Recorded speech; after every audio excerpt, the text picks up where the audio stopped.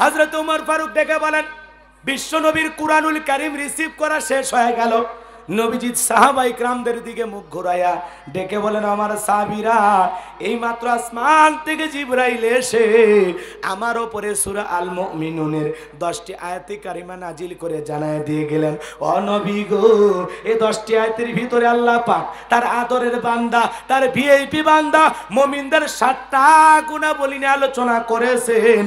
কোন মুমিন যদি এই 7টা গুণে গুণান্বিত হতে পারে, 7টা গুণ দিয়ে তার জীবনকে সাজাইতে পারে, আমার আল্লাহ রাব্বুল আলামিন বলেন, উলাইকা হুমুল ওয়ারিসুন। তাদেরকে আল্লাহ উত্তরাধিকারী বানাবেন। কার? আল্লাযীনা ইয়ারিসুনাল ফিরদাউস হুম ফিহা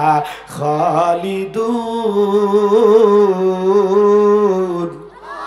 আমার আল্লাহ বলেন, তাদেরকে উত্তরাধিকারী বানাবো জান্নাতুল ফেরদাউসের, সেখানে তারা চিরকাল বসবাস করবে। আমার আল্লাহ কোনোদিন তার আদরের মুমিন বান্দাদের জান্নাত থেকে বের করে দেবেন না। বলুন সুবহানাল্লাহ। কয়টা গুণা বলি? আপনার আমার টার্গেট জান্নাত না জাহান্নাম? জোরে বলেন, জান্নাত না জাহান্নাম? জান্নাত না জাহান্নাম? বিশ্ব নবী ডেকে বলেন, আমার সাহাবীরা, এই 10টি আয়াতের ভিতরে আল্লাহ পাক তার আদরের মুমিন বান্দাদের 7টা গুণাবলী নিয়ে আলোচনা করেছেন। কোন মুমিন যদি এই 7টা গুণে গুণান্বিত হতে পারে, 7টা গুণ অর্জন করতে পারে, 7টা গুণ দিয়ে তার জীবনটাকে সাজাইতে পারে, আল্লাহ রাব্বুল আলামিন তাকে জান্নাতুল ফেরদাউসের উত্তরাধিকারী বানায় দিবেন, জান্নাতুল ফেরদাউসের ওয়ারিস বানায় দিবেন। বলুন আল্লাহু আকবার। বাবা মারা গেলে সন্তান যেরকম ওয়ারিস সূত্রে বাবার সম্পত্তির ভাগ পায়, কোন মুমিন যদি এই 7টা গুণ অর্জন করে মারা যেতে পারে, তার জন্য জান্নাতুল ফেরদাউসে আল্লাহ রাব্বুল আলামিন তার জন্য আলাদা জায়গা বরাদ্দ রাখবেন। বলুন সুবহানাল্লাহ। আপনাকে আল্লাহ জান্নাতুল ফেরদাউসের একটা ভিআইপি জায়গার মালিক বানায় দিবেন, ওই জায়গার মালিক আপনি হবেন। এই জন্য বাজান গো আমার, বাবা মারা গেলে সম্পত্তির যেমন সন্তান ভাগ পায়, কোন মুমিন মারা গেলে সে জান্নাতুল ফেরদাউসের ওয়ারিস হতে পারবে। কার কার টার্গেট জান্নাত? দুহাত তুলে দেখান তো দেখি। লিল্লাহি তাকবীর। আপনারা সবাই জান্নাতুল ফেরদাউসে যেতে চান? আল্লাহ কবুল করুন। জোরে বলেন আমিন। এবার হাত নামান। বলেন তো গুণাবলী কয়টি? 7টি। জোরে বলেন কয়টি? 7টি গুণাবলী। এ বাজান গো আমার, আমরা ভালো করে কথাগুলো শুনে যান। আল্লাহ রাব্বুল আলামিন বলেন, কদ আফলাহাল মুমিনুন। আমার আল্লাহ পাক বলেন, সফল অবশ্যই মুমিনেরা সফল হয়েছে। সফল হয়েছে কারা? আরো জোরে বলেন। কদ আফলাহাল মুমিনুন। আল্লাহ বলেন অলরেডি মুমিনেরা সফল হয়েছে, মুমিনেরা সফল হয়েছে, মুমিনেরা সফল হয়েছে। বলেন আল্লাহু আকবার। সফল হয়েছে কারা? ঈমান এনেছে যারা। সফল হয়েছে কারা? ঈমান এনেছে যারা। ঈমানদার ছাড়া আল্লাহর কাছে সফল হওয়ার আর কোন রাস্তা খোলা। পৃথিবীর সবচাইতে বড় প্রেসিডেন্ট, বড় ক্ষমতাধর, নাম হলো জো বাইডেন। ওর ভিতরে ঈমান নাই, আছে? কথা বলেন, ঈমান আছে? এই সাগাটা বাজারের একজন কাঁচামালের দোকানদার, সবজি বিক্রি করে, তার ভিতরে কলিজার ভিতরে ঈমান নামের সম্পদ থাকার কারণে পৃথিবীর সবচাইতে বড় ক্ষমতাধর ব্যক্তির চাইতে আল্লাহর কাছে তার দাম বেশি। কথা বলেন না কেন? আর রাস্তার একটা ভিক্ষুক মানুষের কাছে ভিক্ষা করে, ওই ব্যক্তির ভিতরে যদি ঈমান থাকে, পৃথিবীর বড় বড় প্রেসিডেন্ট আছে, লাদেনের পুতিন, কাটিং মারা কিং জং, ভারতের দাদা, তাদের চাইতে আল্লাহর কাছে ওই রাস্তার ভিক্ষুকের দাম বেশি, কারণ এর ভিতরে ঈমান আছে, ওদের ভিতরে ঈমান নাই। কথা বলে ঠিক কিনা?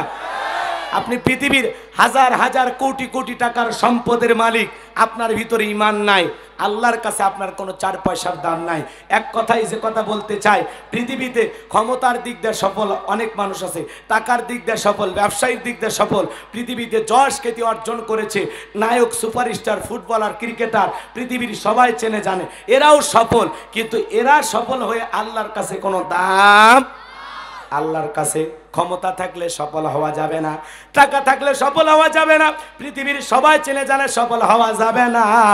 আল্লাহর কাছে সফল তারা ঈমানদার বান্দা যারা। মারহাবা বলেন। আপনার কাছে টাকা না থাক, আপনার দেহের ভিতরে ঈমান নামের সম্পদ আছে, আপনি পৃথিবীর সবচেয়ে দামি মানুষ। আল্লাহু আকবার বলেন। আপনার ভিতরে ঈমান নামের সম্পদ আছে, আপনার টাকা লাগবে না, ক্ষমতা লাগবে না, আপনার চেহারা কালো হোক ধলা হোক যেমনই হোক, আপনার ভিতরে যে ঈমান নামের সম্পদ আছে আল্লাহর কাছে আপনার দাম আছে।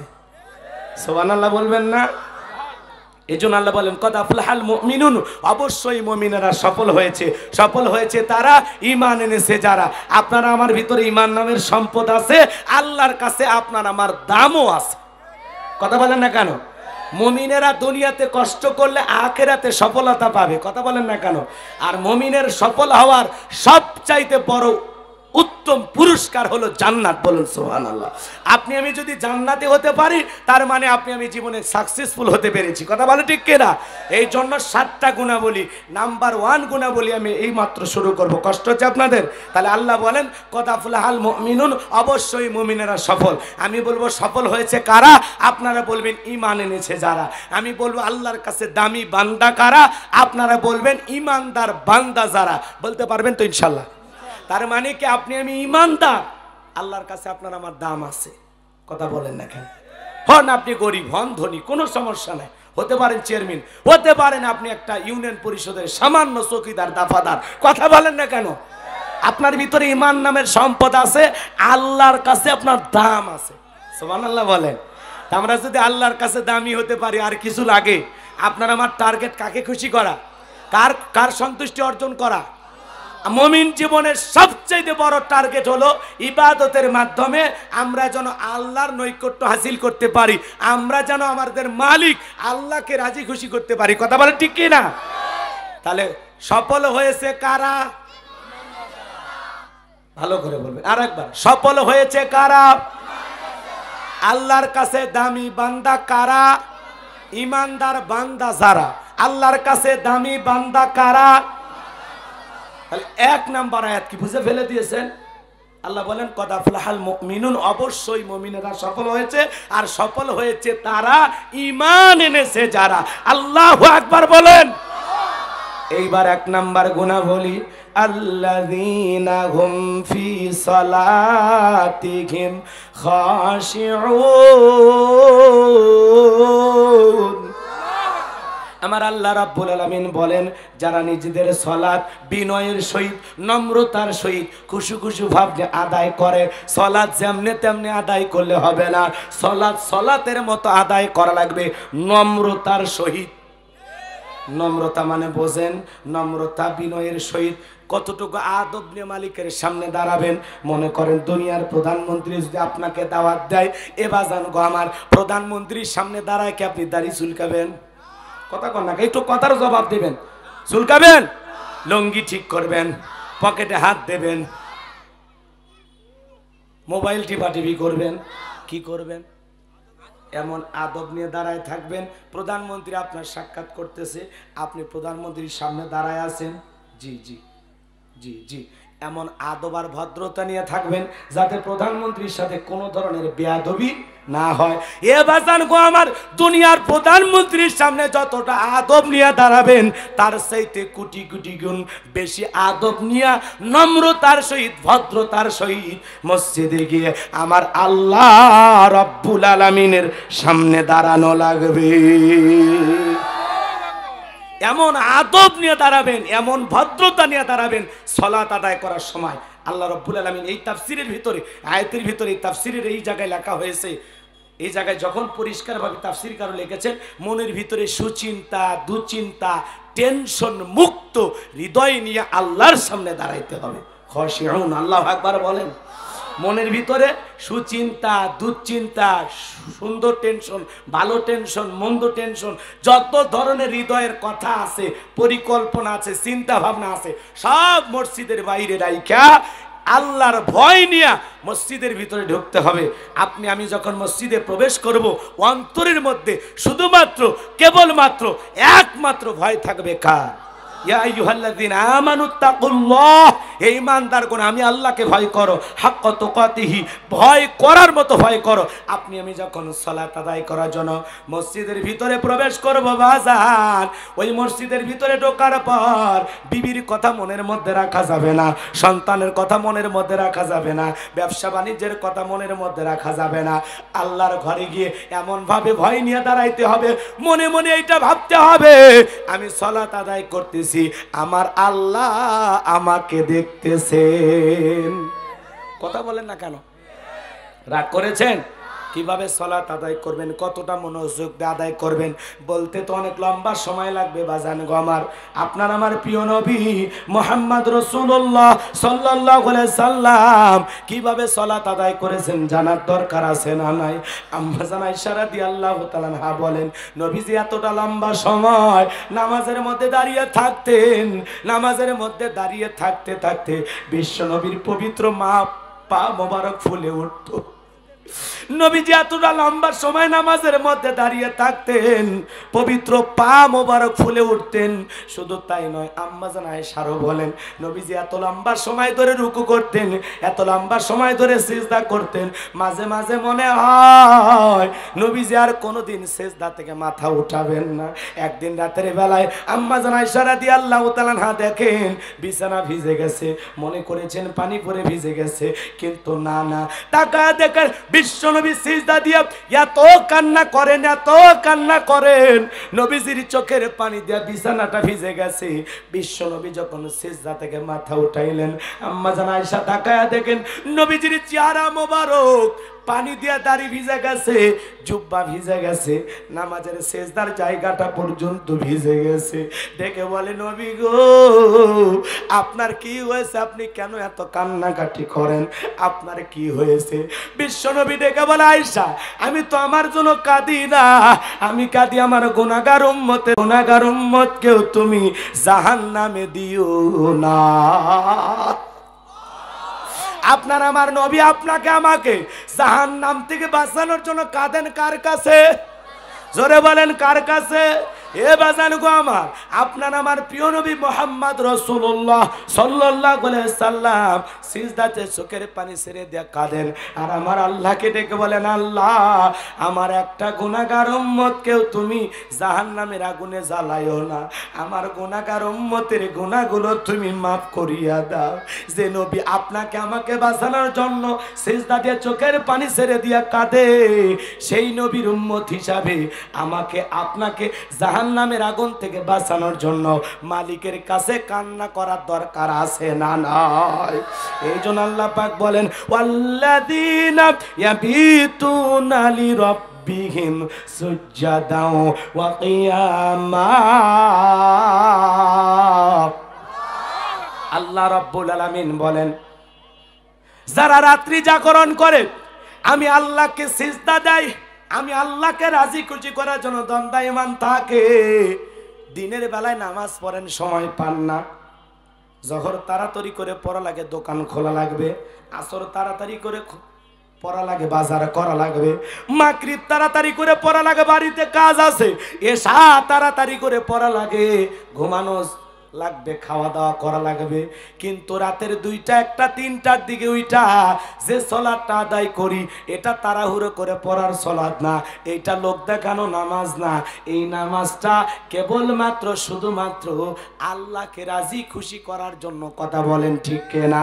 ওই রাত 2টার দিকে ওইটা কেউ মানুষকে দেখানোর জন্য নামাজ পড়ে না, আরামের ঘুমকে ত্যাগ কইরা ঠান্ডা পানি দিয়ে ওযু বানাইয়া যারা নামাজে দাঁড়ায় আল্লাহ তাদের কথাই বলতেছেন যারা রাতের কিছু অংশে দাঁড়ায়া, কথা কম না, যারা রাত্রি জাগরণ করে দণ্ডায়মান থেকে আমি আল্লাহকে সিজদা দেয়। আল্লাহু আকবার বলেন।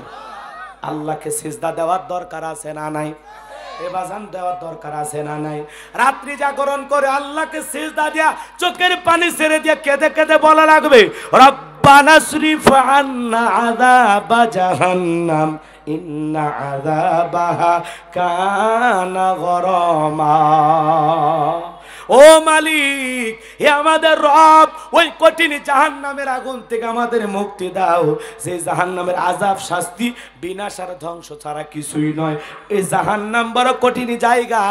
আল্লাহ পরাতে জানায় দিলেন, ইন্নাহা সাআত মুস্তাকাররা ওয়া মুকামা।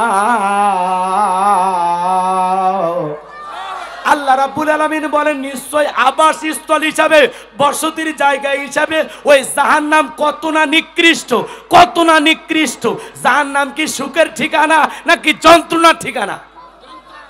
শান্তির জায়গা নাকি আযাবের জায়গা? ওই জাহান্নামের আগুন থেকে বাঁচার জন্য কাঁদতে হবে কার কাছে? আরো জোরে বলেন, কার কাছে? বাজান লম্বা হবে, আমি লম্বা করতে পারবো না। বিশ্বনবী চোখের পানি ছেড়ে দিয়া কাঁদেন আপনাকে আমাকে জাহান্নাম থেকে বাঁচানোর জন্য। কারণ আপনার আমার নবী নিজের চোখে জাহান্নামের শাস্তি দেখেছেন। কথা বলেন ঠিক কি না? এই জন্য সেই জাহান্নাম থেকে বাঁচানোর জন্য আপনাকে আমাকে সিজদা দেওয়ার দরকার আছে না নাই? মালিকের গোলামি করার দরকার আছে না নাই? ওই জাহান্নাম বড় কঠিন জায়গা। আমার আল্লাহ রাব্বুল আলামিন বলেন, ইন্না জাহান্নামা কানাত মিরসাদা লিত্তাগিনা মাআবা লাবিসিনা ফিহা আহকাবা লা ইয়াযুকুনা ফিহা বারদাও ওয়ালা শারাবা ইল্লা হামিমাও ওয়া গাসসাকা। আল্লাহু আকবার বলেন। আল্লাহ রাব্বুল আলামিন বলেন, নিশ্চয়ই জাহান্নাম ওত পেতে রয়েছে। শিকারী ধরার জন্য যেমন ফাঁদ পাতা হয়, আমার আল্লাহ পাক বলেন, ইন্না জাহান্নামা কানাত মিরসাদা, নিশ্চয়ই জাহান্নাম ওত পেতে রয়েছে আল্লাহর অবাধ্য নাফরমান গুনাহগার বান্দাদের ধরার জন্য। আর জাহান্নাম হলো অপরাধীদের থাকার আবাসস্থল। এখানে তারা যুগের পর যুগ বসবাস করবে। একটা মানুষ কতদিন কত বছর জাহান্নামে থাকবে, এর সঠিক এলেম আর জ্ঞান আছে কার কাছে? আরো জোরে বলেন, কার কাছে? হে বাজান গো আমার, ওই জাহান্নামের আগুনে জ্বলতে জ্বলতে পুড়তে পুড়তে ওই মানুষগুলো কষ্ট আর যন্ত্রণা সহ্য করতে করতে এই দুনিয়ার আগুনের চাইতে ওই জাহান্নামের পাওয়ার স্পিরিট হলো 70 গুণ বেশি।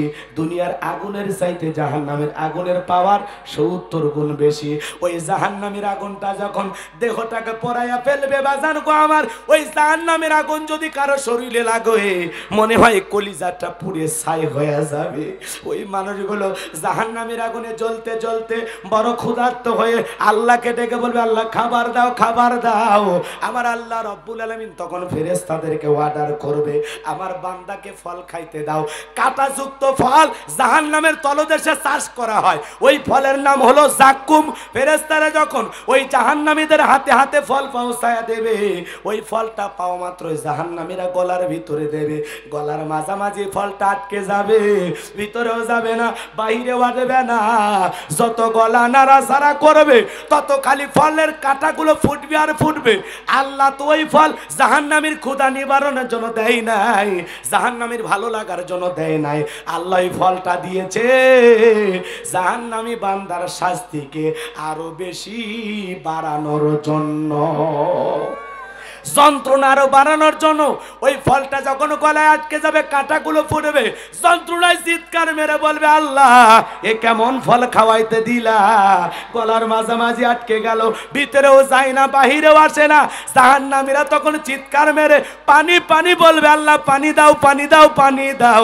আমার আল্লাহ বলেন, লা ইয়াযুকুনা ফিহা বারদাও ওয়ালা শারাবা, তাদেরকে মিনারেল ওয়াটার দেওয়া হবে না, ঠান্ডা কোনো পানি দেওয়া হবে না, এমন পানি দেওয়া হবে না যেই পানিটা পান করে জাহান্নামী তার তৃষ্ণা নিবারণ করতে পারে, যন্ত্রণা কিছুটা লাঘব করতে পারে, এমন পানি তাকে দেওয়া হবে না। কেমন পানি দেওয়া হবে? আল্লাহ পরতে বলেন, ইল্লা হামিমা ওয়া গাসসাকা, ইল্লা হামিমা ওয়া গাসসাকা, এমন উত্তপ্ত ফুটান্ত গরম পানি জাহান্নামীকে পান করাইতে দেওয়া হবে যা পুষ্পতীত কিছুই নয়। এ বাজান গো আমার, ওই দুর্গন্ধওয়ালা বিষাক্ত দুর্গন্ধওয়ালা পুজওয়ালা পানি জাহান্নামের উত্তপ্ত আগুনে গরম করায়া আপনাকে আমাকে যখন পান করাইতে দেবে, যারা জাহান্নামের ভিতরে যাবে, আপনাকে আমাকে না, আপনার আমার মতো মানুষ যারা বেঈমান নাফরমান আল্লাহর অবাধ্য গোলাম, কথা কোন নাকে, কি মনে করেন? কি মনে করেন দুনিয়াটা এমনি খেলতামাশার জায়গা? হ্যাঁ, পরকালে শাস্তি নাই, জাহান্নামের আগুন নাই, এগুলো হুজুরে এমনি বলে নাকি? কোন অবিশ্বাস হয়? আল্লাহর কোরআন যেমন সত্য, জাহান্নামে শাস্তি আছে, আযাব আছে, এটাও সত্য। কোনো ভেজাল নাই, কোনো ভেজাল নাই। ওই জাহান্নামে যারা যাবে বাজান গো আমার, ওই জাহান্নামের উত্তপ্ত ফুটান্ত গরম পানিটা যখন পান করানোর জন্য তাকে দেওয়া হবে, ওই হাতে যখন পানির পিয়ালা পাবে, ওই পানিটা যখন পান করার জন্য গলার ভিতরে দেবে, জাহান্নামীর লারি ভুড়ি গুলো গলে গলে পায়খানা রাস্তা দিয়ে বের হয়ে যাবে। জোরে বলেন নাউজুবিল্লাহ। ওই পানিটা পান করা মাত্রই জাহান্নামের শরীরের গোশতগুলো, জাহান্নামী বান্দার শরীরের গোশতগুলো খসে খসে পড়বে। জোরে কর নাউজুবিল্লাহ। সেই জাহান্নাম থেকে আপনাকে আমাকে বাঁচানোর জন্য চোখের পানি ছেড়ে দিয়া সিজদা দিয়া কে কান্না করছেন? কে? বিশ্বনবী মুহাম্মদ রাসূলুল্লাহ সাল্লাল্লাহু আলাইহি সাল্লাম। নবী যদি আপনাকে আমাকে জাহান্নাম থেকে বাঁচানোর জন্য কাঁদে, সেই নবীর উম্মত হিসাবে আপনাকে আমাকে জাহান্নাম থেকে বাঁচার জন্য কান্না করার দরকার আছে না নাই? সেটা কি সিজদা দিয়ে নাকি এমনি কমেন আল্লাহ বাঁচা, আল্লাহ বাঁচা, আল্লাহ বাঁচা? কথা কোন না কে রাগ করেছেন মনে হয়? তাহলে মুমিন বান্দার এক নাম্বার গুণাবলী, আল্লাযীনা হুম ফি সালাতিহিম খাশিউন। আমার আল্লাহ বলেন, যারা নিজেদের সালাত বিনয়ের সহিত, নম্রতার সহিত, খুশু খুশু ভাবনে আদায় করে, এমন ভাবে সালাত আদায় করার জন্য দাঁড়িয়ে যাওয়া লাগবে বাজান। সাহাবা ইকরাম মরুভূমিতে দাঁড়ায় সালাত আদায় করতেন। আসমান থেকে উইরা আসা পাখিগুলো কাঁধে বসতো, মাথার উপরে বসতো। সাহাবীরা সালাতে এত মনোযোগ, এত মনোযোগ, কাঁধের উপরে পাখি পইরা আছে, তারপরে টের পাইতো না। সুবহানাল্লাহ বলবেন না? কাফিরা দূর থেকে তাকায় অবাক হয়ে যেতেন, এগুলো মানুষ না অন্য কিছু, পাখি পইরা আছে, তারপরে তাদের সালাতের মনোযোগ একটুও নষ্ট হইতো না। সুবহানাল্লাহ বলবেন না? হযরত আলী রাদিয়াল্লাহু তাআলা আনহুকে বলা হয়েছে, সিজদার সময় তোমার অনুভূতিটা কেমন? হযরত আলী রাদিয়াল্লাহু তাআলা বলেন, আমি যখন সিজদায় চলে যাই, তখন আমার মনটা ডেকে বলে, আমি মনে হয় মাওলা পাকের আরশে আজিমে যায়া আল্লাহর কুদরতি কদমে সিজদা দিতেছি। বলুন সুবহানাল্লাহ। অনেক লম্বা হবে নামাজের সালাতের আলোচনা যদি করি, 3-4 দিন আলোচনা করে শেষ করা যাবে না। মূল কথা একটাই, আপনাকে আমাকে সিজদা দিতে হবে, নামাজ আদায় করতে হবে, তবে নামাজটা নামাজের মতো হওয়া লাগবে। ওই খেলতামাশার নামাজ না, 2 মিনিটে 2 রাকাত, 4 মিনিটে 4 রাকাত, ওই 4G 5G গতির নামাজ আল্লাহর দরবারে কবুল হবে না। কথা বলেন ঠিক কিনা? এই নামাজগুলো কবুল না হওয়ার কারণেই তো আমরা সুদ খাই, নামাজও পড়ি, ঘুষ খাই, নামাজও পড়ি, নামাজও পড়ি। কথা কর না খায়, মানে নামাজও পড়ি, ওয়াকাম বদকামও করি। কথা কর না খায়।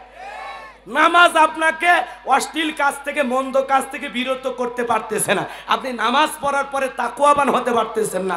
নামাজ পড়ার পরে চরিত্র ঠিক হচ্ছে না। নামাজ পড়ার পরে আপনার মনের অবস্থার পরিবর্তন হচ্ছে না। তার মানে বোঝা লাগবে আমার সালাতগুলো আসমানের মালিকের কাছে কবুল হচ্ছে না। কথা বলেন। আর সালাত যদি আমাকে, আমার ভিতরে একটা ভয় সৃষ্টি করে, না আমি চুরি করব না, না আমি ডাকাতি করব না, না আমি সুদ খাবো না, না আমি ঘুষ খাবো না, না আমি ব্যাপারদয় চলে নারীর দিকে তাকাবো না, না আমি কখনো কোনো গুনাহের কাজ করব না। আপনার হৃদয়টাকে যদি পরিবর্তন করতে পারে, সালাত যদি আপনার মনটাকে ধুয়ে পরিষ্কার করতে পারে, সালাত যদি আপনার ভিতরে আল্লাহর একটা ভয় পয়দা করতে পারে, তাহলে বুঝবেন এই সালাত কাজে লাগতেছে। কথা বলেন ঠিক কিনা? নামাজ পড়ার পরে যদি পাপের কাজ করতে আপনার হাত পা কাঁপে, পাপের কাজ করার আগে যদি 1000 বার মনটা বাধা দেয় যে না এটা করা ঠিক হচ্ছে না, আমি তো নামাজি, আমি তো আল্লাহকে সিজদা দিই, যে কপালটা দিয়ে আল্লাহকে সিজদা দিই, এই কপালটা আমি কেমনে, আমি সিনেমা হলে নিয়ে যাব, আমি কেমনে এই দেহটাকে যাত্রার প্যান্ডেলে নিয়ে যাব, কেমনে গানের কনসার্টে নিয়ে যাব? কথা বলেন না কেন? রাগ করেছেন? এই জন্য সালাত, আমাদের সালাত কবুল হচ্ছে না। এই জন্য আমরা সালাত আদায় করতেছি, ওয়াকাম বদকাম দুনিয়ার যত ফায়সা কাজ আছে সব করতেছি। কথা কোন ঠিক কিনা? আল্লাহ আমাদের হেদায়েত দান করুন। জোরে বলেন আমিন। আরো জোরে বলেন আমিন। এই জন্য বাজানো সালাতের মতো আদায় করা লাগবে। আপনি আমি যখন জোহরের সালাত আদায় করার জন্য দাঁড়িয়ে যাবে, মনে মনে এই কথাটা খেয়াল করব, আমি সালাত আদায় করতেছি, এই সালাত আমার জীবনের শেষ সালাত, আমি আসর পর্যন্ত আল্লাহর এই জমিনে বেঁচে নাও থাকতে পারি। এইটা মনে করে যদি আমরা প্রত্যেকটা ওয়াক্তে সালাত আদায় করতাম, আমাদের সালাতগুলো আল্লাহর দরবারে কবুল হতো। কথা বলেন ঠিক কিনা? মনে করতে হবে আসরের নামাজ আমার জীবনের শেষ, আমি মাগরিব পর্যন্ত এই দুনিয়াতে নাও বেঁচে থাকতে পারি। এটা মনে করে যদি সালাতগুলো আদায় করি, আমাদের সালাতের রুকু সিজদা ওঠা বসা সুন্দর হবে। কথা বলেন ঠিক কিনা? এজন্য বাজার এই তাড়াহুড়ো করে সালাত আদায় করা যাবে না। বাপরে বাপ, মাজাও সোজা করে না, জায়গাতে বৈশাই 2 সিজদা মেরে দেয়, আছে না নাই? আর 2 সিজদা মারতে সর্বোচ্চ লাগে 15 সেকেন্ড। কথা কন না কেন? আছে না নাই? এরকম নামাজ পড়লে হবে না। এত মানুষ আছে নামাজের সময় এত তাড়াহুড়া, এক মুরব্বী এক ঠ্যাং না ধুয়ে ও মসজিদের ভিতর ঢুকছে, তাই সালা মসজিদ পিছলে খায়া, চাষা একদিক লঙ্গি একদিক, তাও বলে আল্লাহু আকবার। মানুষ কয় লঙ্গি ঠিক করে, কয় না আগে জামাত ধরি। আছে না নাই? মানে এত তাড়াহুড়া নামাজের ভিতরে, এত তাড়াহুড়া। আমরা ওযুটাও ঠিক মতো করি না। কথা কন ঠিক কিনা? এ বাজান গো আমার, কথাগুলো বলতে গেলে অনেক সময় লাগবে রে যুবক। তোদের পায়ে হাত দিয়ে অনুরোধ করে বলে যাই, সিজদাটা সিজদার মতো দেওয়া লাগবে। কথা বলেন ঠিক কিনা? আমার আল্লাহ পাক বলেন, ফালিয়াবুদু রাব্বা হাযাল বাইত আল্লাযী আত'আমাহুম মিন জু' ওয়া আমানাহুম মিন খাউফ। আল্লাহ পাক বলেন, এই ঘরের মালিকের ইবাদত করো। ইবাদত যদি ইবাদতের মতো করতে পারো, বান্দারে সিজদা যদি সিজদার মতো হয়, গোলামি যদি গোলামির মতো হয়, নামাজ যদি নামাজের মতো হয়, আমি আল্লাহ তোমাকে 2টা জিনিস দেব। 1 নাম্বার, রিজেকের টেনশন করা লাগবে না, আমি আল্লাহ রিজেকের ব্যবস্থা করব। বলুন সুবহানাল্লাহ। রিজেক দেওয়ার একমাত্র মালিক কে? আপনার আমার এলাকায় রাতের বেলা একটা প্রাণী বের হয়, টর্চ লাইট মেরে 2টা চোখ জ্বলে, ওর নাম কি? শিয়াল। শিয়াল। কথা কন না? এই এলাকায় শিয়ালের নামে কোনো হোটেল আছে? ব্যাংকের অ্যাকাউন্টে টাকা আছে? ওদের কি রিজেক দেন কে? এ জোরে কন না কে? শুধুমাত্র সৃষ্টির সেরা আশরাফুল মাখলুকাত ব্যতীত পৃথিবীর আর কেউ কোনো মাখলুকাত রিজেকের টেনশন করে না। কথা বলে না কেন? এই জন্য রিজেকের টেনশন করা লাগবে না। আল্লাহ কি বলেন? ফালিয়াবুদু রাব্বা হাযাল বাইত, এই ঘরের মালিকের ইবাদত করো। ইবাদত যদি ইবাদতের মতো হয়, ওই বান্দাকে আল্লাহ না খাওয়ায়া রাখবে না। আল্লাহ রিজেকের ব্যবস্থা করবেন। বনি ইসরাইলের উম্মতদেরকে, কথা বলেন না কেন, বনি ইসরাইলের যে মানুষেরা দুনিয়াতে আসছিলেন, তাদেরকে আল্লাহ আসমান থেকে মান্না সালোয়া পাঠাইয়া জমিনে খাবার পরিবেশন করেছিলেন। বলেন আল্লাহু আকবার। সে আল্লাহ আজও আছে না নয়? যে আল্লাহ বনি ইসরাইলের উম্মতদেরকে খাওয়াইছেন, সে আল্লাহ কি উম্মতে মুহাম্মাদিকে খাওয়াইতে পারে না? জোরে বলেন পারে কি না? এই জন্য না খাওয়াই আল্লাহ রাখবেন, আল্লাহ রিজেকের ব্যবস্থা করবেন। যদি গোলামির মতো গোলামি করি, সুন্দর করে সিজদা দিয়া জমিনে ছড়ায়া পড়েন, আল্লাহ রিজেকের ব্যবস্থা করে দিবেন। সুবহানাল্লাহ বলেন। 2 নাম্বার, কোনো ভয় থাকবে না। সকল ভয় থেকে আল্লাহ পাক আপনাকে আমাকে নিরাপত্তা দেবেন। জানেন ভয়, মালের ভয়, সম্পদের ভয়, চুরি ছিনতাই ডাকাতির ভয়, কোনো ভয় থাকবে না। মেয়েটা কলেজে গেল, একা একা ফিরবে নাকি জামাই সাথী নিয়ে ফিরবে? ভয় আছে না নাই? মেয়েটা কলেজে গেল, বাড়িতে ফিরতে পারবে নাকি কারো লালসার শিকার হয়ে, ধর্ষণের শিকার হয়ে রাস্তাঘাটে পড়ে থাকবে? আপনার আমার ভয় আছে না নাই? এই জন্য মনে রাখতে হবে বাজান গো আমার, যে ব্যক্তি 5 ওয়াক্ত সালাতে আল্লাহর কাছে গিয়ে মাথা নত করে, ওই ব্যক্তি কখনো ধর্ষণকারী হতে পারে না। কথা কি বোঝা গেল? কষ্ট হচ্ছে আপনাদের? তাহলে কি? 1 নাম্বার, বিনয়ের সহিত, নম্রতার সহিত, ভদ্রতা, আদব, সুন্দর মানুষ হয়ে আল্লাহর সামনে দাঁড়াবো। কোনো বেয়াদবি করা, নামাজে দাঁড়ায় দাড়ি চুলকাচ্ছে, নামাজে দাঁড়ায় লুঙ্গি ঠিক করতেছে, নামাজে দাঁড়ায় 2-3 বার রিং হচ্ছে, ফোন রিসিভ করে, ভাই নামাজে আছি একটু পরে কথা বলি। উনি এত ব্যস্ত মানুষ, নামাজের মধ্যে ফোন রিসিভ করেন, ওইটা নামাজি না ভণ্ড? বেটা নামাজের সময় তোমার ফোন বাজে কে? বন্ধ রাখতে পারো না? তুমি আল্লাহর কাছে যাইতেছো, মালিককে হাজিরা দিতেছো, তুমি কি এমন ব্যস্ত মানুষ যে ফোনটা বন্ধ করলে কি এমন হবে? কি এমন হবে? দুঃখ লাগে মাঝে মাঝে, এখনো অবাক হয়ে যায়। নামাজ পড়তে পড়তে রিংটোন বেজে উঠতেছে, আর কার কি রিংটোন আল্লাহ জানে। কথা কোন ঠিক কিনা? এমন রিংটোনের আওয়াজ, এই বাটামালা মোবাইল চাষা মসজিদ মনে হয় কাঁপে তোলে। আছে না নাই? আল্লাহ হেদায়েত দান করুক, জোরে বলেন আমিন। মসজিদে ঢোকার আগে মোবাইল সাইলেন্ট করবেন অথবা বন্ধ রাখবেন, মনে থাকবে তো ইনশাআল্লাহ। আপনি আল্লাহকে সিজদা দিতে গেছেন, মালিকের ইবাদত করতে গেছেন, আল্লাহর গোলামি করতে গেছেন, ওই সময়টা শুধুমাত্র মালিকের জন্য বরাদ্দ থাকবে, দুনিয়াবি ফোন ফেসবুক ইউটিউব ঘাটার জন্য না। কথা বলেন না কেন? কত যুবক আছে মসজিদে ঢুইকা সুন্নত পইরা মোবাইল ঠেলতেছে। এটা মোবাইল ঠেলা জায়গা, বসে বসে তসবির দানা ঠেল। কথা কন না খা, হাতের মধ্যে এরকম আঙ্গুলের ভিতরে জিকির কর, তোর মোবাইল টিপার জায়গায় ওইটা। আর মসজিদের ভিতরে ঢুকে কিছু কিছু মানুষ 4-5 জন এক জায়গায় হইয়া দুনিয়াবি এত গল্প শুরু করে, মনে হয় মসজিদটা আমার বাড়ির বেডরুম। এ কথা বলেন না কেন? কি মনে করেছেন আল্লাহর কাছে জবাব দেয়া লাগবে না? আমি অবাক হয়ে গেছিলাম, চুয়াডাঙ্গা একটা জায়গায় যায় নামাজ পড়ে দেখি 4 জন যুবক মসজিদের বারান্দার ভিতরে বসে লুডো খেলতেছে মোবাইলে, টাচ মোবাইলে। আমি বলতেছি, এই ভাই কি সমস্যা কি আপনাদের? কচ্ছে হুজুর আপনি গোলাম রব্বানি। আমি গোলাম রব্বানি তো বুঝলাম, তো এটা কি? কচ্ছে হুজুর লুডো খেলতেছি, তো বসে আছি মসজিদের ভিতরে, তো একটু লুডো খেলি। মসজিদে লুডো খেলার জায়গা? কথা বলেন না কেন? মসজিদ লুডো খেলার জায়গা? মসজিদ দুনিয়াবি গল্প করার জায়গা? ওটা ইবাদতের জায়গা। ওখানে গেছেন মালিককে সময় দেওয়ার জন্য। প্রত্যেকটা সেকেন্ড আল্লাহর জিকির করো, প্রত্যেকটা সময় নামাজের মধ্যে কাটায় দাও। ওই জায়গায় বসে থাকার জায়গা না, গল্প করার জায়গা না। তুমি তো একটু জীবন থেকে 10-15 মিনিট বের করে আল্লাহর ঘরে গেছো, আল্লাহকে সময় দেওয়ার জন্য, মালিককে সময় দেওয়ার জন্য, নিজের ভবিষ্যতের আখিরাতের অ্যাকাউন্টে সব জমানোর জন্য। ওই জায়গায় তুমি কিভাবে ফেসবুক টিপাটিপি করো, কিভাবে মোবাইলে কথা বলো? তোমার কি একটু লজ্জা করে না, একটু ভয় করে না? তুমি আল্লাহর ঘরে গেছো, তুমি আল্লাহর মেহমান, আল্লাহর ঘরে ঢুকে দুনিয়াবি কোনো কথা চলবে না। ওই সময়টা শুধু আল্লাহর জন্য, শুধু আল্লাহর জন্য। মনে থাকবে ইনশাআল্লাহ? কারা কারা 5 ওয়াক্ত সালাত আল্লাহকে রাজি খুশি করার জন্য আদায় করবেন? দুহাত তুলে আল্লাহকে দেখান। আল্লাহ আমাদের সবাইকে 5 ওয়াক্ত সালাত জামাতের সহিত আদায় করার তৌফিক দান করুন। চিল্লা বলুন আমিন। হাত নামান। মুমিন বান্দার 2 নাম্বার গুনাহবলী, আল্লাযীনা হুম আনিল লাগবি মুরিদুন।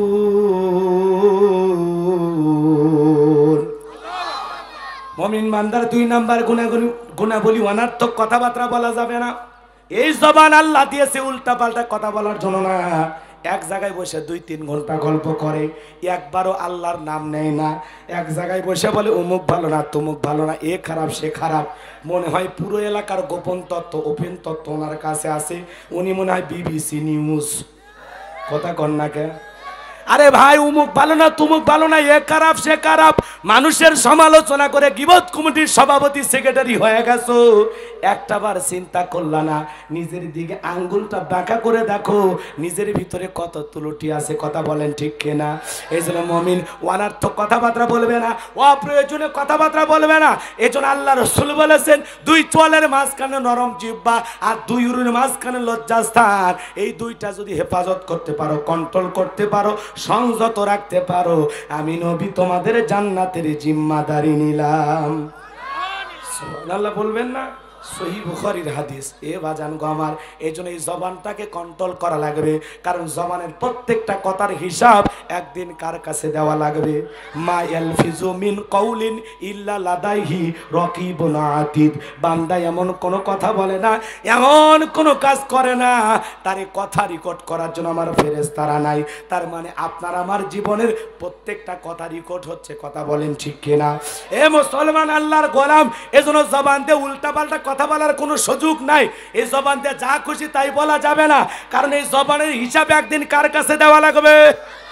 এই জন্য মুমিন জবান দিয়ে সেই কথা বলবে যে কথা বললে সব হয়। 2 নাম্বার গুনাহবলী, মুমিন বান্দা অনার্থক কাজ করবে না। মুমিনের টাকা হলে মুমিন সিনেমা হল বানাবে না, যাত্রা গানের আয়োজন করবে না, গানের কনসার্ট দেবে না। মুমিনের টাকা হলে মুমিন নাইট ক্লাবে যাবে না, 5 স্টার হোটেলে যাবে না।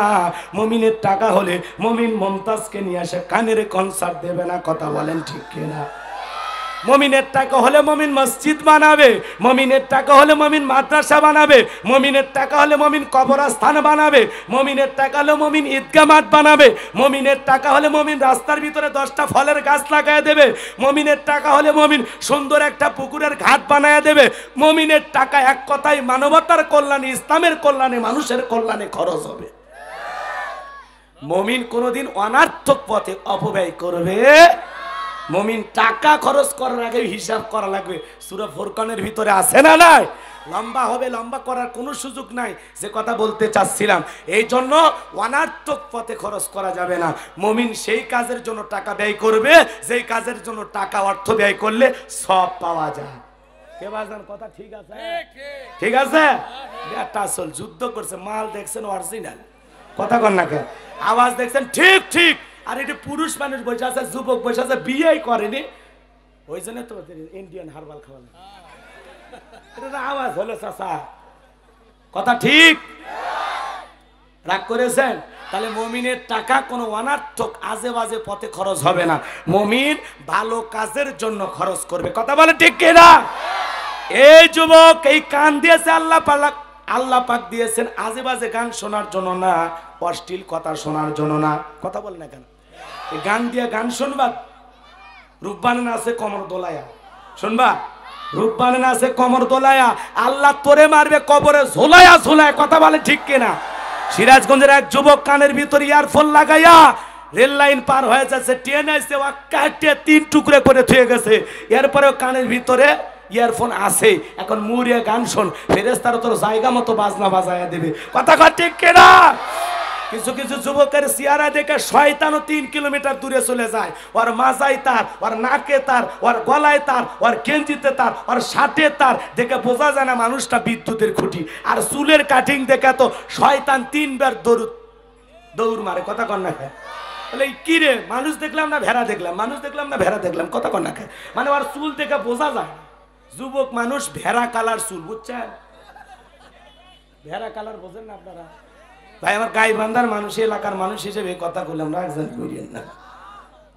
মুরব্বী চুলে রং করবে, কিন্তু কিছু কিছু যুবক মেসি কাটিং, নেইমার কাটিং, উল্টা পাল্টা চুলের কাটিং। আহা, সেদিন 7 মাথা বগুড়ায় দেখলাম একজন যুবক এই মুড়ে কাটে একটা সাদা চামড়া, এই মুড়ে কাটেও সাদা চামড়া, মাঝখানে একটু বিট মারছে, আর এই মাঝখানে যে চুল আছে তেল মোবিল দিয়ে খাড়া করছে, বুঝছেন?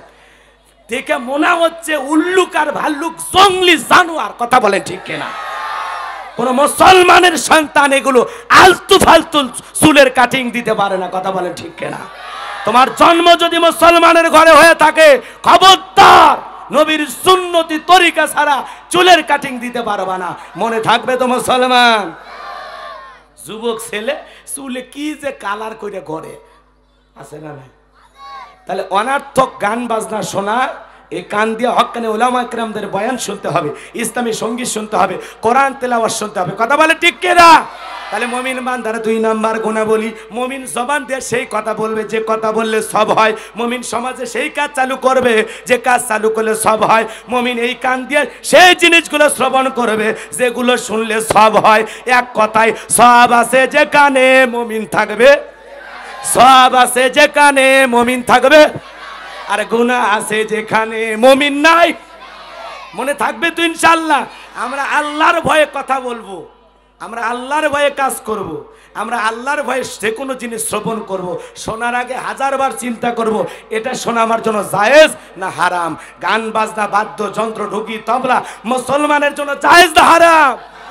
হারাম গান বাজনা থেকে যুব সমাজ তোদের পায়ে হাত দিয়ে অনুরোধ করি, আল্লাহর রাস্তায় ফিরে আসো। পরকালকে ভয় করো, আখিরাতকে ভয় করো, জাহান্নামের আগুনকে ভয় করো, কবর আযাবকে ভয় করি। আল্লাহর রাস্তায় ফিরে আসো। আল্লাহ আমার যুবক ভাইদেরকে হেদায়েতের পথে কবুল করুন, চিন্তা বলুন আমিন। এইবার মুমিন বান্দার 3 নাম্বার গুণাবলী, ওয়াল্লাযীনা হুম লিয-যাকাতি ফাইলুন।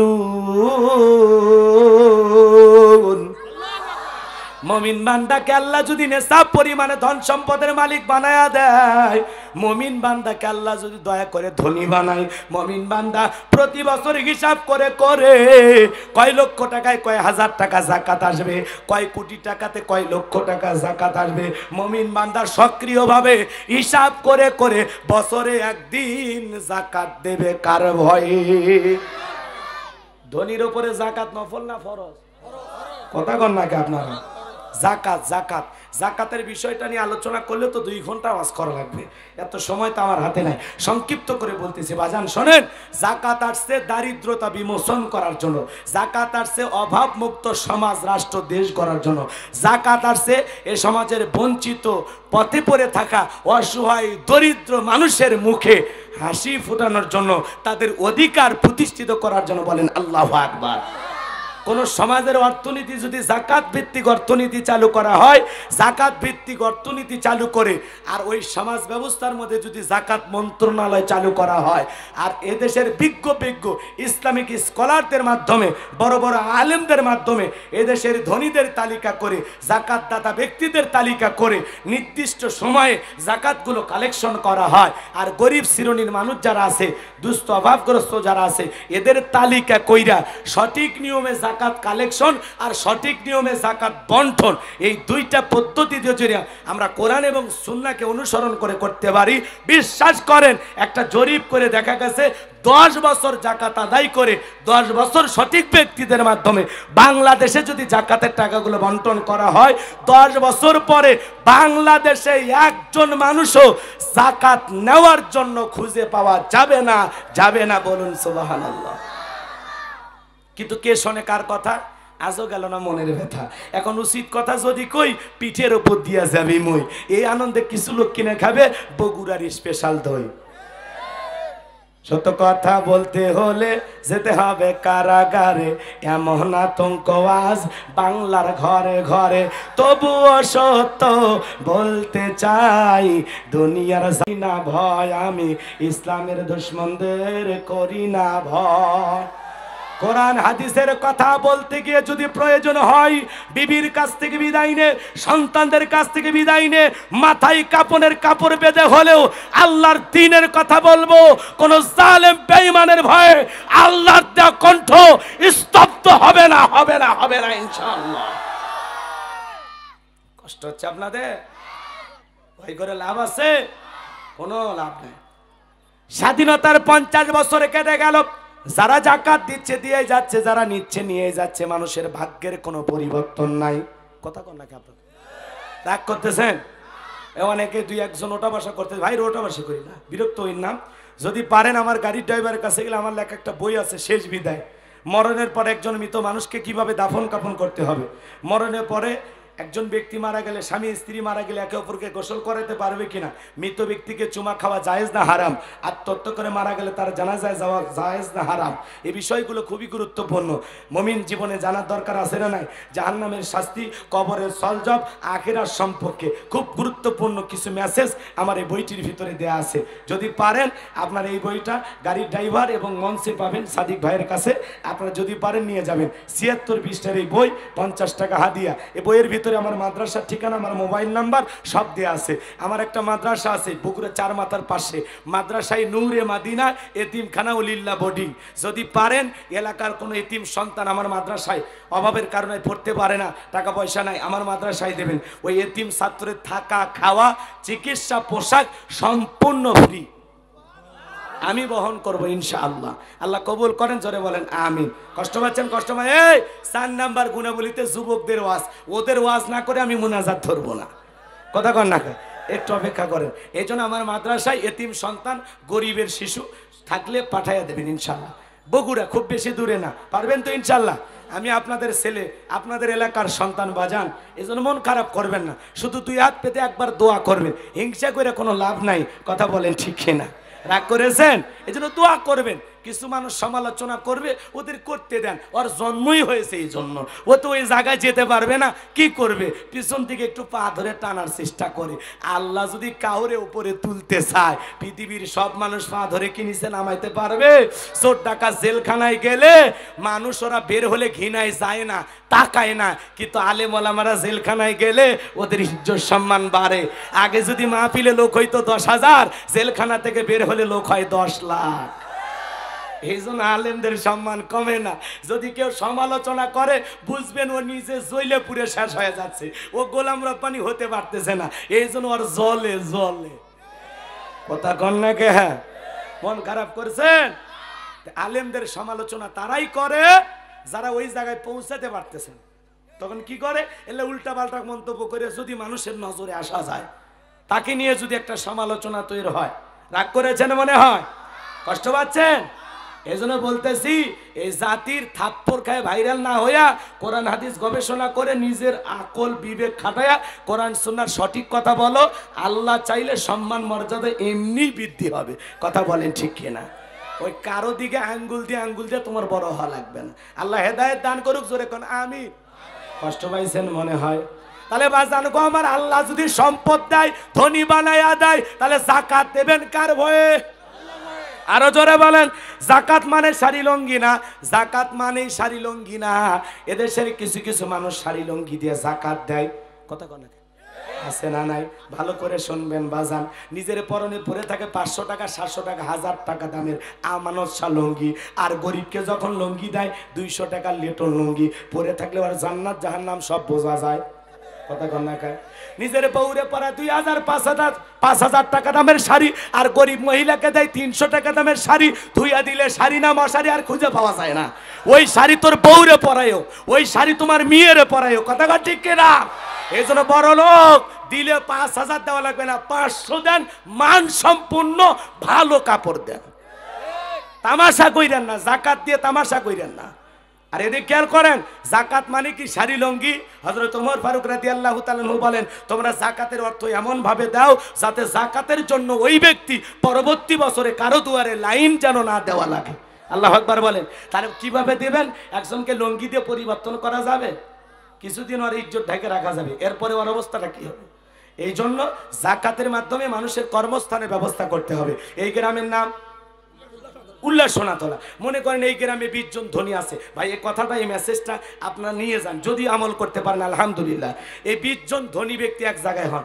আব্দুল খালেক ভাই তোমার জাকাত 2,75,000, আব্দুর রহিম ভাই তোমার জাকাত, আমার জাকাত আছে 1,25,000, তোমার জাকাত, আমার জাকাত 3,75,000, তোমার জাকাত 5 লাখ। মোটামুটি 20 জনের কাছ থেকে 50 লাখ টাকা জাকাতের কালেকশন হয়েছে এক বছরে, সব ধনী এক জায়গায়। কথা কন না? এইবার কি করা যায়? এই উল্লাস সোনাতলার সবচাইতে গরিব মানুষদের তালিকা করেন। বলেন 50 জনের তালিকা না করে 30 জনের তালিকা করেন। 30 জনের তালিকা কইরা এই 30 জন ব্যক্তি, ভাই আপনি বেকার বসে আছেন, ওরে 1.5 লাখ টাকা দিয়া আপনি এই পাশে বাজার কি উল্লাস সোনাতলা বাজারে একটা চায়ের দোকান দিয়ে দেন। ওই চায়ের দোকানে চা বিক্রি করে ভাগ্যকে পরিবর্তন করুক। এই ছেলেটা যুবক, বেকার বসে আছে, কোনো কাজকর্ম নাই, ওরে 1.5 লাখ টাকা দিয়ে একটা অটো ভ্যান বা রিক্সা কিনে দেন, ওগুলো চালায় ওর ভাগ্যের পরিবর্তন করবে। একটা বিধবা নারী আছে, শাড়ি দিয়ে কি লাভ? সেলাই মেশিন কিনে দেন, 3টা ছাগলের বাচ্চা কিনে দেন, 2টা গাভী গরু কিনে দেন, এগুলো লালন পালন করে ভাগ্যের চাকা ঘুরাবে। আমরা যদি এইভাবে মানুষের জাকাতের টাকার মাধ্যমে কর্মস্থানে ব্যবস্থা করে দিতে পারি, এই মানুষগুলো 5 বছর 7 বছর পর জাকাত দেওয়ার মতো উপযুক্ত হিসেবে গড়ে উঠবে। কথা বলেন ঠিক কিনা? ওই 200-500 টাকার নোট দিয়ে পুরো গ্রাম পৌঁছানোর দরকার নাই, ওই 500 টাকা দিয়ে কিচ্ছু হবে না। কথা কন না? এজন্য আসেন একটু পরিবর্তন করতে শিখি। এখন গ্রামের 20 জন যদি এক জায়গায় না হয়, আপনি সিদ্ধান্ত নেন আপনি একাই তাই করবেন। কথা বলেন না কেন? যে আমার জাকাতের 3 লাখ টাকা আছে, আমি 3 জনকে দেবো, শেষ। কথা বলেন না কেন? 3 জনকে একটা কিছু একটা করে দেন, যাতে বলেন ভাই এই যে জাকাতের অর্থ দিলাম, এটাতে তুমি একটা কিছু করো, খবরদার আর কারো কাছে হাত পাতেও না। কথা বলেন না কেন? এই জন্য আমি যে জাকাত দিলাম গরিবকে, দিয়ে কি দয়া বা করুণা করলাম? না, আমার জাকাত দেওয়া ফরজ, গরিবের জাকাত খাওয়া ফরজ নয়। ওই গরিব ব্যক্তি আমার এই জাকাতের অর্থ গ্রহণ করে আমাকে ফরজ ইবাদত পালনের সুযোগ করে দিয়ে গরিব বড় লোককে দয়া করছে। কথা বল ঠিক কিনা? এই জন্য বড় লোকেরা মুসান নেবেন না, মুসান নেবেন না, ভাব নেবেন না।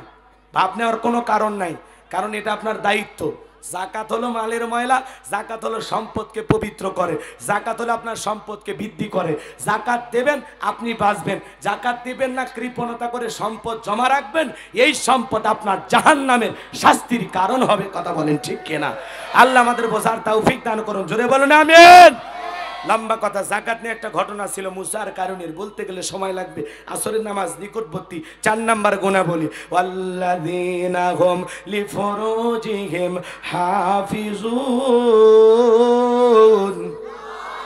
মুমিন বান্দার 4 নাম্বার গুনাহ বলি, যুবক ভালো করে শোনো, মুমিন বান্দার 4 নাম্বার গুনাহ বলি, নিজের যৌবনটাকে হেফাজত করা, নিজের যৌবনটাকে সংযত রাখা। কারণ যৌবনের তাড়নায় মানুষ গুনাহ করে। কথা বলেন না কেন?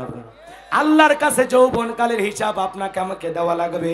এই জন্য যৌবনকালে আপনি আমি গুনাহ করতে ভালোবাসি, আর যৌবনকালের ইবাদত আমার আল্লাহ ভালোবাসেন। আল্লাহু আকবার বলেন। এই জন্য হযরত আলী রাদিয়াল্লাহু তাআলা আনহু বলেন, তোমরা যৌবনের তাড়নায় গুনাহ করো, একদিন তোমাদের যৌবন থাকবে না, আমলনামায় গুনাহ ঠিকই লেখা থাকবে। কথা বলেন ঠিক কিনা? এই জন্য যুবক, মুমিনের যৌবন হোটেলে বিক্রি হয় না, মুমিনের যৌবন পার্কে বিক্রি হয় না, মুমিনের যৌবন হালাল স্ত্রীর কাছে হালাল পদ্ধতিতে খরচ হবে। কথা বলেন ঠিক কিনা? এই যুবক, বিয়ের আগে একটা নারীর হাত স্পর্শ করতে তোর কি কলিজা একটু কাঁপে না? এই জন্য বিয়ের আগে অবৈধ প্রেম ভালোবাসা করা জায়েজ না হারাম? এক যুবক বলতেছে, হুজুর আমি প্রেম করতেছি বিয়ে করার আশায়। নাউজুবিল্লাহ বলবেন না? আচ্ছা, কেউ যদি বলে আমি গরুটা চুরি করতেছি কুরবানি দেওয়ার আশা, আর কুরবানি হবে? কেউ যদি বলে আমি ডাকাতি করে টাকা জমাচ্ছি হজ করার আশায়, ওর হজ হবে? ঠিক। কেউ যদি বলে আমি প্রেম করতেছি বিয়ে করার আশায়, চুরি করে কুরবানি দিলে যেমন হবে না, ডাকাতি করার টাকাতে যেমন হজ হবে না, হারাম অবৈধ প্রেম ভালোবাসার সম্পর্ক করে তুলে বিয়ে করার নিয়ত করলেও হবে না। কথা বলেন না কেন? তোমার এত প্রেম এত আবেগ, তাহলে বিয়ে করো আগে, হালাল পদ্ধতিতে বিয়ে করো, এরপরে ঘরের বউয়ের সাথে প্রেম করো। তুমি কত বড় মজনু দিওয়ানা, পরে দেখা যাবে। কথা কোন ঠিক কিনা? এই জন্য বিয়ের আগে অবৈধ প্রেম ভালোবাসা, কোনো হারাম সম্পর্কে যুবক জড়ানো যাবে। কারণ এই যৌবনকালে আমরা গুনাহ করতে ভালোবাসি, আর যৌবনকালের ইবাদত আমার আল্লাহ পছন্দ করেন। বলুন সুবহানাল্লাহ। এই জন্য যৌবনকালের হিসাব আল্লাহর কাছে দেওয়া লাগবে। এই জন্য হেলায় খেলায় আজে বাজে অযথা সময় নষ্ট করে আমাদের যৌবনকালের সময়গুলো আমরা নষ্ট করব না। মনে থাকবে তো ইনশাল্লাহ? যৌবনকালের প্রত্যেকটা সেকেন্ড আমরা ইবাদতের মাধ্যমে কাজে লাগাবো। কারা কারা রাজি? দু হাত তুলে দেখান তো দেখি। লিল্লাহি তাকবীর। আল্লাহ আমাদের কবুল করেন, চিল্লা বলেন আমিন। এইবার মুমিন বান্দার 5 আর 6 নাম্বার গুনাহ বলি, ওয়াল্লাযীনা হুম লিআমানাতিহিম ওয়া আহদিহিম রাউন। 1 নাম্বার, এদিকে খেয়াল করেন, 5 নাম্বার আমানত রক্ষা করা, 5 নাম্বার আমানত রক্ষা করা, 6 নাম্বার ওয়াদা প্রতিশ্রুতি রক্ষা করা, ওয়াল্লাযীনা হুম আলা সালাওয়াতিহিম ইউহাফিজুন। 7 নাম্বার সালাতের প্রতি যত্নবান হওয়া। আল্লাহ 1 নাম্বার সালাত দিয়ে শুরু করলেন, 7 নাম্বার সালাত দিয়ে শেষ করলেন। তার মানে কি? ইবাদত মুমিন জীবনের সবচাইতে গুরুত্বপূর্ণ যে ইবাদত, তার নাম হলো সালাত। কথা বলে ঠিক কিনা? সেই সালাতের সময় নিকটবর্তী, সবাইকে সালাত আদায় করতে হবে। আল্লাহ পাক আমাদের সবাইকে যত্ন সহকারে সালাত আদায় করার তৌফিক দান করে। সকলে বলুন আমিন। উলাইকা হুমুল ওয়ারিসুন আল্লাযীনা ইয়ারিসুনাল ফিরদাউস হুম ফিহা খালিদুন। তারাই উত্তরাধিকারী হবে জান্নাতুল ফিরদাউসের, সেখানে তারা চিরকাল বসবাস করবে। আল্লাহ কোনোদিন বের করে দেবেন না। বলুন সুবহানাল্লাহ। সময় না থাকার কারণে এই গুণাবলীগুলো বিস্তারিত বলা সম্ভব হলো না। যাই হোক, সকলে দোয়া করবেন। অনেকে গণ্যমান্য ব্যক্তিবর্গ আসছেন, শেষে এ ভাই তোর নামাজ পড়বা না, বসো। এ হাত তুলে ওয়াদা দিলে, ওয়াদা গেল কই? ওয়াদা গেল কই? বসো, শোনো, বসো। যারা বই নিবা গাড়িতে গেলেও পাবা, আমার এই সাদিক ভাইয়ের কাছে বই পাবেন। আল্লাহ কবুল করেন, জোরে বলেন আমিন। একটু বসেন, একটু বসেন। আমরা দোয়ার দিকে যাবো এবং দোয়া করে এই জায়গায় নামাজ হবে ইনশাআল্লাহ। আসরের সালাত হবে, কেউ ওটা বসা করবেন না। এরপরে মসজিদের যেহেতু উন্নতি করবে মাহফিল, যদি পারেন শেষে আসছেন